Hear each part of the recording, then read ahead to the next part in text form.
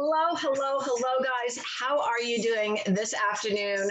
My name is Amber, hashtag Chef Emmy Pants, and I want to welcome you to the third installment of Single Ladies Travel, where we're going to go over and discuss some of the countries that have been nominated as countries that are safe for ladies to travel to, whether alone or in groups. I always recommend groups.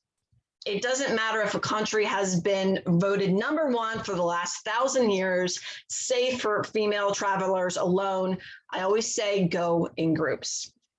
Now, I actually tried to go ahead and record this before, so this is the second attempt. It did not work the first time, but we are going to go ahead and do a second round of this. So bear with me. We are going to review Finland, New Zealand, Canada, Uruguay, and Italy today. Now, Finland, I would not think to put on my list, but Finland is great for seeing northern lights. It's got national parks. It actually has the largest wood reserve in Europe. Now, I'm not one for hiking. I do have a bad back, so I'm not one for walking a whole lot of distance. But it also is the greatest region with the number of lakes in Europe. So if you like lake life, definitely check out Finland. Our second one here is New Zealand. The English language is spoken as well as Maori. There is Lake Taupo. They actually are one of 3 countries that have 2 national anthems. I didn't even know there was one, but there are 3 countries that have 2 national anthems. New Zealand is one of them, and both anthems are very popular.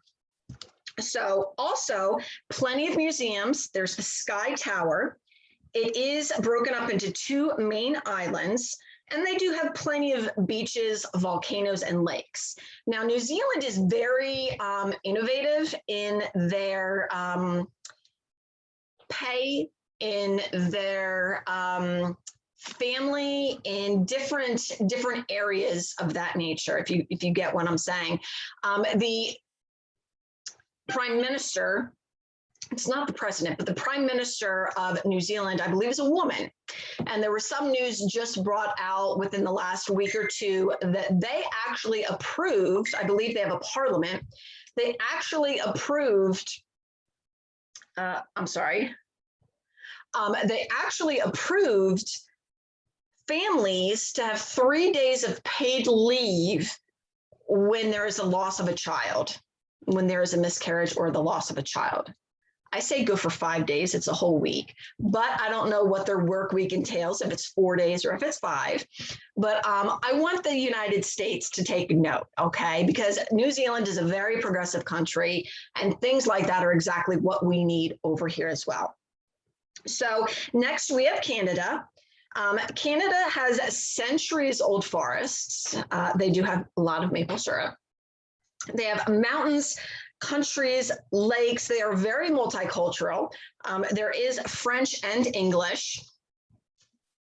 Excuse me. There's also Toronto, Montreal, Quebec, and also they have what one might call poutine. It's P-O-U-T-I-N.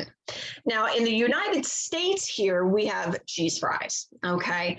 This is like it, but better. If you get go big or go home, get a thing of French fries, cover it in cheese curds, and then put gravy on top. OMG. I've also tried it with the French fries, cheese curds, and spaghetti sauce or gravy or what have you. OMG. Okay, that's all I have to say. Canada also, I believe there are various ways to drive into Canada. One of the ways that we used to take as a family when I was a child is over a bridge. And when you pass over the bridge before you actually get into Canada, there are little islands in the water, just kind of spaced all around almost evenly. And there's little houses on them. I don't know if people actually live in them or if they are like a summer home in the lake, not on the lake, but in the lake. And there's actually up to about 1,000 of them. Now, I can neither confirm nor deny that this is where Thousand Island dressing for salad dressing came from. I like to think it is, but I can't confirm or deny that this is where salad dressing, Thousand Island, came from, but it is the most beautiful sight that you have ever seen. Now, our next one is Uruguay. Now, it's next to Brazil. It has a very, very welcoming people. There is the Punta del Este resort town. There is Montevideo. They have plenty of beaches, monuments.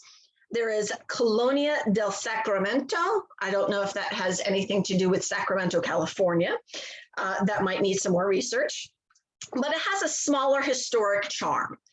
I like going to historic countries and cities, give me some cobblestone walkways, mom and pop shops, and that just sets off the tone and the mood for the trip.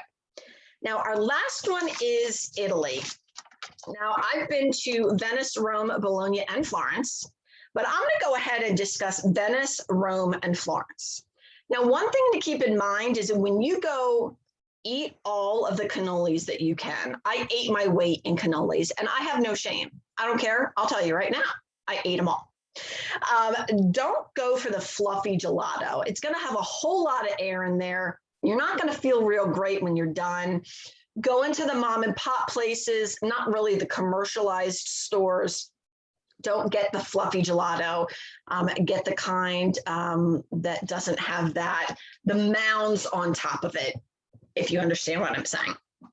Venice has Piazza San Marco, St. Mark's Basilica, and the Doge's Palace. Rome, of course, has the Colosseum. It's not as big as you think. It has the Trevi Fountain and the Pantheon. Now, the Pantheon is different than the Parthenon, which is in Greece, I believe. The Pantheon is in Rome.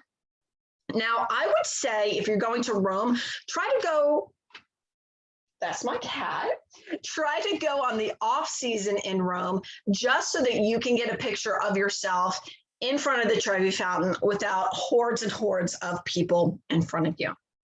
Florence here has the Florence Cathedral. It also has the Uffizi Gallery and Plaza Vecchia. The great thing about these Piazza San Marco, Plaza Vecchio, is you can sit at a cafe that's been there for 100 or 200 years, 300 years, and you're sitting across from the Pantheon and you're just like kind of somewhat new age, okay, and old world history. And you just sit there having an espresso, a cappuccino, a drink, and you just watch people go by. And it is one of the most exciting things that I love to do. So I hope you guys enjoyed Finland, New Zealand, Canada, Uruguay, and Italy. I'm going to go ahead and record our fourth installment here. Of course, and definitely let people know about the 2 and 5 show. Sharing is caring. If you find value, definitely let me know. Drop me some comments. If you have suggestions, check me out on Facebook and Instagram. Hope you guys have a good one. Peace.